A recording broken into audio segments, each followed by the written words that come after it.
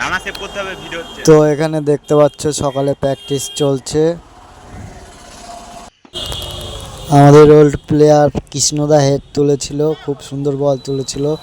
নেপু হেডও ভালো করেছিল, কিন্তু রকির ডিফেন্স গায়ে লেগে বলটা অনেক স্লো হয়ে যায়, ফলে আমি নিচে ধরে ফেলি।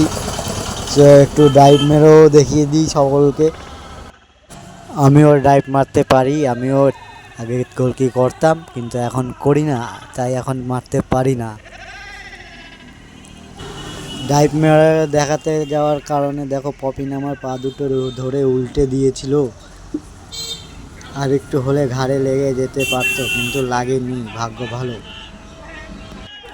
বলটা দিয়েছিলাম দিব্যেন্দুকে, কিন্তু দিব্যেন্দুর আগে ব্যাকা এসে বলটা উড়িয়ে দিল, ক্লিয়ার করে দিল। এদিকে রাজেশ বল মারতে গিয়ে উল্টে পড়ে যাওয়ার কারণে সেই সুযোগে পপিন গিয়ে তার উপরে আবার উল্টে পড়ে যায় নিজে ইচ্ছা করে। সেই সুযোগে সবাই সদ্ব্যবহার করে, পপিনের ওপরে অত্যাচার করে। যে যেমনভাবে পারলো সে তেমনভাবে পপিনকে ধুলো মাখালো। সেই সুযোগে সদ্ব্যবহার করে আমিও ছুটে চলে গেলাম আমার প্রতিশোধ নেওয়ার জন্য। আমিও মাথায় অনেকগুলো ধুলো দিয়ে দিলাম, হালকা করে চোখেও চলে গেল। চোখে দিতে যায়নি, কিন্তু গ্লাভসটা আমার থেকে বড়, ওই জন্য আমার হাতের থেকে বড়, ওই জন্য চলে গেল চোখেও।